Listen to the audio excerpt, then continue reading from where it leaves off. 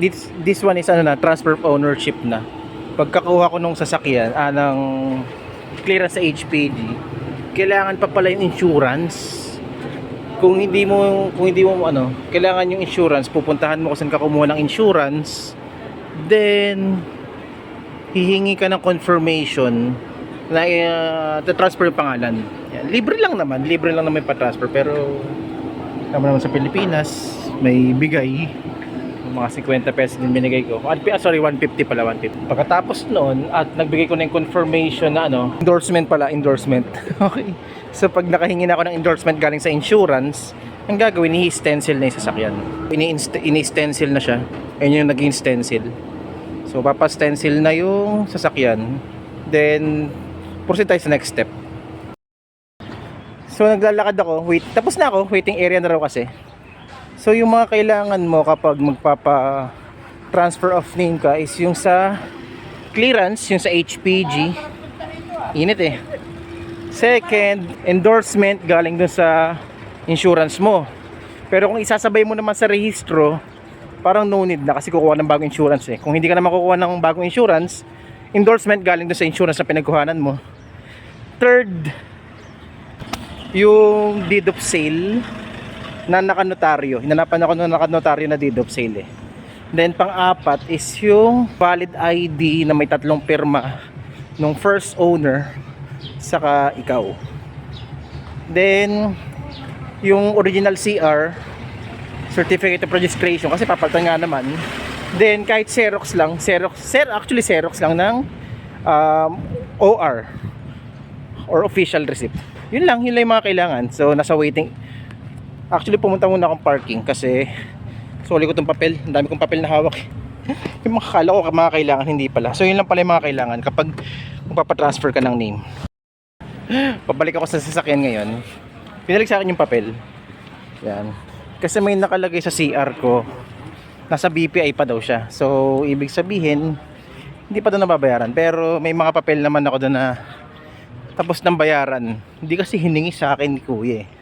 So tignan natin kung ano yung mga kailangan kapag encumbered yung CR. Encumbered kasi yung CR ko eh. Pero may evidence ako na tapos na siyang bayaran. Sige. So yung kailangan pala is itong kulay, itong resibo. Kulay pink dapat to. Yan.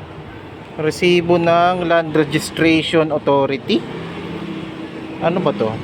Parang cancellation ng chattel mortgage.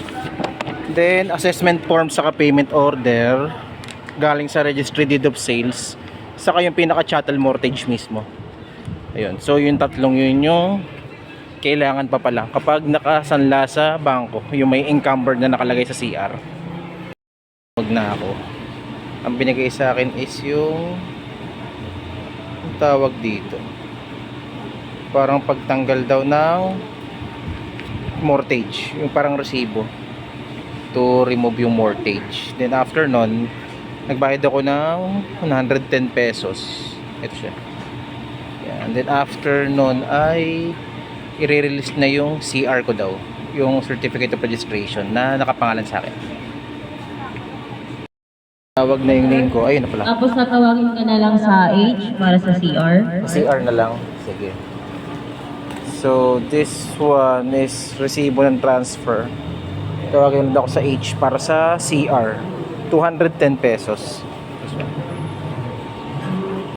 Magkaiba yung bayad ng cancellation ng mortgage, which is 110 pesos dito.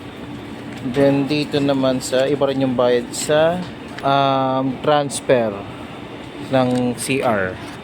This one is 210 pesos. May mga penalty eh. Penalty late transfer, parang ganun. Late ko kasi na transfer. So, ayun, dapat nga 50 pesos lang, pero dahil late ko na transfer, siningil ako ng 150 pesos. So, ang Tinawag ko sa unahan. ang breakdown ng payment, ito, pakita ko. Ayan o. Penalty late transfer 150, transfer 50 pesos, legal fee 10 pesos. Tingnan na lang ako sa window H para i-release yung CR ko. And after nun, I think tapos na.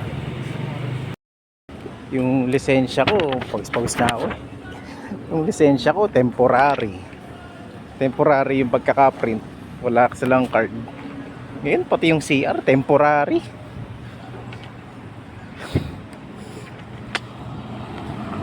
Ay nako.